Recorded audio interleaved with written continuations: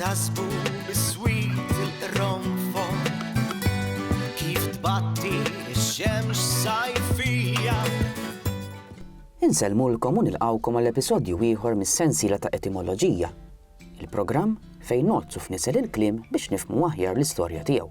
Kull darba li f'nofsinhar nitħajjar nieħu ftira tal-Malti, rari nħawwara biss bil-kunserva u ż-żejt taż-żebbuġa, iżda nara li niftaħ il-friġġ u nitfa' ruxmata ingredjenti oħra l magħha. Il-lingwa Maltija mhijiex sempliċement bħal dik il-ftira tal-Malti bil-kunserva u ż-żejt biss. Iżda bis-saħħa tal-kolonizzaturi li ħakmu lil pajjiżna, spiċċat tħawret bat ta' ingredjenti varjati. Dawn l-ingredjenti mhuma xejn għajr il-kliem u drawwiet li ħadna minn ejjun differenti fosthom l-Arab, in-Normanni, il-Kavallieri ta' San Ġwan, il-Franċiżi u l-Ingliżi. Il-programm tal-lum li se jitkompla wkoll il-ġimgħa d-dieħla minħabba s-suġġett vast tiegħu se jagħti ħarsa lejn l-element Franċiż fil-Malti. Kif ħafna minna nafu, il-Franċiżi ħakmu lil Malta wara l-Ordni tal-Kavallieri ta' San Ġwan bejn l-1798 u l-1800. Il-fatt li damu biss sentejn ifisser li kien diffiċli ħafna biex iħallu impatt kbir fuq il-lingwa Maltija aktar u aktar, meta l-influwenza tat-Taljan kienet għadha qawwija ħafna u għar minn hekk għax minn dawn is-sentejn trid tnaqqas aktar xhur ta' waqt ir-rewwixta meta l-kuntatt bejn il-Maltin u l-Franċiżi kien minimu. F'dan il-perjodu qasir fl-istorja tal-lingwa daħal biss ftit kliem b'mod dirett mill-Franċiż. Iżda ma rridux ninsew ukoll dak il-kliem li l-etimoloġija tiegħu hija Franċiża. Iżda ma daħalx dirett mill-Franċiżi meta ħakmu lil pajjiżna, iżda daħal fil-Malti wara li kien diġà daħal fl-Isqalli, fit-Taljan jew fl-Ingliż u aħna ħadnieh minn għandhom meta ġejna f'kuntatt ma' dawn is-superpotenzi. Fl-ewwel parti tal-programm tal-lum, George Farrugia se jiftaħ l-ispjegazzjoni tiegħu bl-etimoloġija tal-kelma portmoney. Għada popolari magħkom il-kelma portmoney u tagħmlu differenza bejna u bejn kartiera u min jużah l-aktar il-portmoney, ir-raġel jew il-mara. Imxu nisimgħu lill-mistiden tagħna jagħtina aktar tarif dwar il-kelma portmoney. Bis-swit il-ronfon kif tbatti x-xemx sajfija.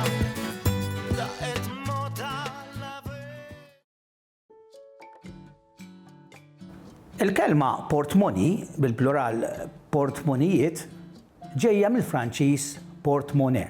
Il-Franċiż portet tfisser iġġor, monnaie moniti, mela huwa dak l-oġġett li fih iġġor il-moniti. Fil-fatt it-tifsira li jagħti Erin Seracinon-Glott ta' dan l-oġġett fil-miklem tiegħu hija jgħidilna li huwa borża żgħira, ġeneralment tkun tal-ġilda, tinqafel li fija jinżammu il-flus tal-metall li ġifri qed jirreferi għal moniti u li normalment iddaħħala fil-but. Issa tajjeb ngħidu li mhux kulħadd jaqbel eżatt x'inhu portmoney għax hawn min jitfixklu wkoll ma' kartiera. Però normalment il-portmoney aktar nassoċjawh man-nisa, ma' dak l-oġġett li ġorru n-nisa, u l-kartiera aktar nassoċjawha mal-irġiel. Imma mhux kulħadd jaqbel magħha, ġifieri anke ġieli staqsejta lin-nies tal-irġiel hawn min jirreferi għalih bħala portmoney. Interessanti li fid-dizzjonarju ta' Kullina, fid-dizzjonarju Malti-Ingliż bħala traduzzjoni ta' portmoney itik purse u mhux wallet. Bis-swit il-ronfon kif tbatti x-xemx sajfija.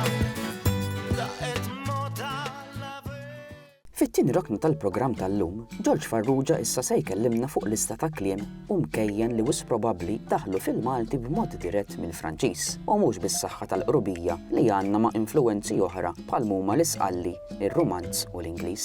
Kif diġà għedna, dan il-kliem ma kienx wisq fil-kwantità minħabba n-nuqqas ta' kuntatt dirett bejn il-Maltin u l-Franċiżi. Il-Franċiżi ħakmu lil Malta għal sentejn biss bejn Ġunju tal-1798 sa Settembru ta' sentejn wara. F'Settembru tal-1798 il-Maltin ħabtu għal stakkament ta' soldati Franċiżi li ndbagħtu rrabatu l-imdina biex jikkonfiskaw it-teżori mill-knejjes. Lil-Malti dak iż-żmien ma kontx qed ilagħblu mar-reliġjon tiegħu u allura b'mod kollettiv qam kontra din l-inġustizzja. Infatti, dawn l-irvellijiet bdew meta l-Franċiżi kienu se jirkantaw il-proprjetà tal-kavallieri fl-imdina. F'dal-perjodu iċċarċar ħafna demm bit-tama li l-Maltin jirnexxielhom ikeċċu lill-Franċiżi. Tantu hekk li d-dokumentazzjoni turi li f'dawn is-sentejn mietu madwar 20,000 ruħ. Fost dawn insibu l-mewta inġusta ta' Dom Michael Sherry, Lura għall-kliem li daħal fil-Malti bil-kuntatt dirett mill-Franċiż. Liema Franċiżiżmi jiġukom f'moħħkom meta naħsbu ftit? Aktarx, l-ewwel żewġ pari li jiġuna f'moħħna huma bonġu u bonswa, żewġ kelmiet li ilhom magħna għal numru ta' snin. Kif tistgħu tinnotaw, meta naddattaw kelma minn lingwa oħra, inħobbu nagħmluha tagħna u ngħiduha u nikdbuha skont kif niesna jkunu semgħuha l-ewwel darba. Min jaf daqsxejn Franċiż jaf l-R finali fil-kliem bonjour u bonsoir mhijiex daqshekk qawwija u allura mhix sorpriża għalija li l-Maltin ma semgħuhiex u neħħew għal barra f'bonjour bonsoir. Tlaqna nkomplu nisimgħu lil George Farrugia jagħtina lista ta' kliem u mkejjen f'Malta li daħal direttament mill-Franċiż. Bis-sweet il-ronfon kif tbatti x-xemx sajfija daqet moda Issa, din il-kelma twassalna biex nitkellmu dwar numru ta' kliem li ħadna fil-Malti mill-Franċiż, għax kif għedna din il-kelma ġejja mill-Franċiż.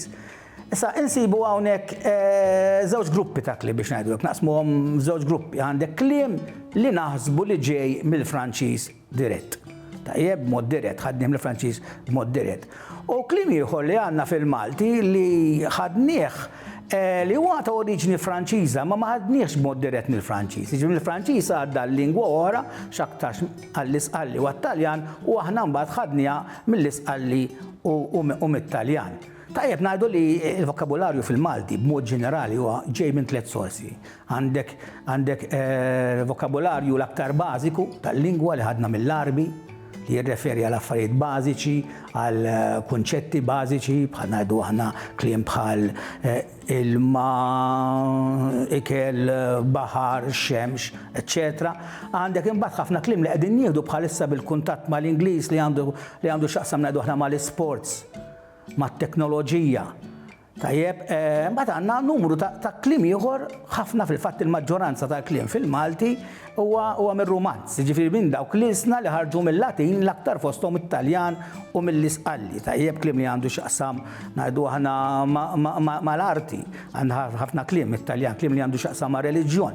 Issa f'dan is-sors ta' kliem Rumanz għandna dan il-grupp żgħar ta' kliem li ħadna mill-Franċiż. Kif għedna jew b'mod dirett jew b'mod indirett. Ħanibdew minn dak dirett. Li naħsbu ġifieri li daħal permezz ta' kuntatt dirett ma' nies li kienu jitkellmu bil-Franċiż, ma' Franċiżi jew ma' nies li kienu jitkellmu bil-Franċiż.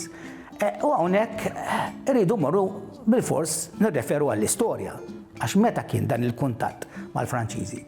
Żgur bħalajtek il-maġġoranza tal-istudjużi jaħsbu li dan il-kliem li qed ngħidu daħal b'mod dirett ma daħalx fil-perjodu Franċiż. Ġifieri meta kien hawn il-Franċiżi u Malta, hawnhekk qed nitkellmu ġifieri bejn is-sena 1798 u s-sena 1800. Dawk is-sentejn li għamlu l-Franċiżi u Malta għax nafu li bażikament ħafna minn dan il-perjodu l-Franċiżi għamluh imsakrin fil-Belt Valletta jew inkella wara s-swar tal-Kottonera. Ġifieri ma kienx hemm dak il-kuntatt qawwi mal-Maltin barra s-swar biex ngħidu hekk. Allura meta sar dan il-kuntatt ma' nies li jitkellmu bil-Franċiż ma' Franċiżi tajjeb u l-Maltin. Naħsbu li l-akbar kuntatt kien fi żmien l-ordni. Rridu niftakru li fl-aħħar perjodu tal-kavallieri minn madwar 600 kavallier 400 minnhom kienu Franċiżi. U dawn il-kavallieri Franċiżi kellhom kuntatt mal-Maltin, kellhom kuntatt ġifieri anke fil-ħajja ta' kuljum mas-servitu tagħhom mal-soldati Maltin. Min jgħid li kien hemm perjodu fejn anke l-ordnijiet tal-manuvri militari kienu bil-Franċiż. Ġifieri dawn il-kavallieri Franċiżi kellhom kuntatt mal-Maltin. X'kuntatt ieħor kien hemm? Kien hawn Malta żgur numru ta' ħaddiema Franċiżi li kienu jaħdmu fuq ix-xwieni, kienu bennejja ta' xwieni. U kellek Maltin ukoll li kienu Maltin tas-sena li kienu jaħdmu anke f'portijiet Franċiżi. Kellek numru ta' negozjanti li fit-tarf tas-seklu 17 kienu stabbilixxew ruħhom hawn Malta, tajjeb kienu ġew dawn l-aktar minn Marsilja u kienu joqogħdu hawn Malta. Kellek ukoll numru ta' Baħrin. Dak iż-żmien jiġifieri l-lingwa franka Mediterranja, din il-lingwa li kienu jużaw il-Baħrin u l-kummerċanti biex jiftehmu minn port tal ieħor ma' xulxin, kellha numru ta' kliem li ġej mill-Franċiż u allura xi forma ta' kuntatt kien hawn. Issa xi kliem naħsbu li possibilment seta' daħal b'mod dirett allura mill-Franċiż fil-Malti. Bħal eżempju nistgħu nsemmu l-kelmiet bonjour u bonsoir. Tajjeb minn bonjour u bonsoir fil-Franċiż, żewġ kelmiet li nużawhom kuljum, u hawnhekk permetti li ngħaddi kumment hawn minn għalih li għax tgħidlu bonjour bonsoir ma jqishomx bħala kelmiet Maltin, dawn ilhom ħafna fil-Malti tajjeb jiġifieri għandhom jitqisu bħala kelmiet Maltin, jiġifieri mhux l-għodwa tajba biss hija Maltija tajjeb jintużaw ukoll ta' kuljum. Għandek il-kelma assiette li tfisser platt mill-Franċiż assiette li kienet tintuża mhux ħażin forsi llum għadha tintuża minn nies li għandhom ċertu età f'xirħula, kelma assiette. Il-kelma pitravi li naħsbu wkoll li ġejja mill-Franċiż betrav. Għandek il-kelma ġagbin fiż-żewġ sensi tagħha li naħsbu li ġejja mill-Franċiż, għandek is-sens biex ngħidu hekk politiku, dak li grupp ta' nies li skont l-istorja Franċiża ġifieri kellhom sem importanti fir-Rivoluzzjoni Franċiża. Imma anke fis-sens ieħor, fis-sens peġorattiv, bħal meta ngħidlek kemm inġagbin, ma tantx xi ħaġa pożittiva din, kemm inġagbin għax inti jsek titkellem miegħi mod imbagħad mur tajt xi ħaġa oħra ma' ħadd ieħor minn wara dar. Dan kollu ġej storikament, hija raġuni storika. Tajjeb, u nafu li din it-tifsira peġorattiva kienet diġà teżisti hawn Malta anke fi żmien l-ordni. Minna fil-fatt anke joħroġ il-verb tiġġagbina li xi ħadd mur tajt miegħu kontrih wara daru. Tajjeb, għandna l-kelma mażetta. Xi drabi nisimgħu l-espressjoni ħrixtni ta' mażetta jew toħroġ il xi ħadd ta' mażetta li x'aktarx ġejja mill-Franċiż mażett li tfisser fil-Franċiż persuna inkompetenti. U għandna l-kelma surtun. Il-kelma surtun li ġejja mill-Franċiż surtu, tajjeb is-surtun kien fl-antik speċi ta' ġlek kbir, kolt kbir li titfgħu fuq kollox. Illum is-surtun jintuża wkoll forsi b'għamla daqsxejn differenti fejn inti għandek is-sidrija li tasal salqattu wara jisu ġej bid-demp jibqa' nieżel, tajjeb jintuża f'okkażjonijiet formali bħal tiġijiet. Tajjeb mill-Franċiż surtu, hekk fisser fil-fatt sur fuq tu kollox. Għandek ukoll influenza fit-toponomija l-ismijiet tal-postijiet bħal Fortizza Chambray. Hija l-kunjom tal-Balliju de Chambray. Tajjeb il-Forti Tigné ukoll huwa kien kunjom ta' kavallier Franċiż jew inkella l-Argotti, l-ġnien tal-Argotti li ġejja mill-kunjom tal-Balliju li kunjomu kien Argott.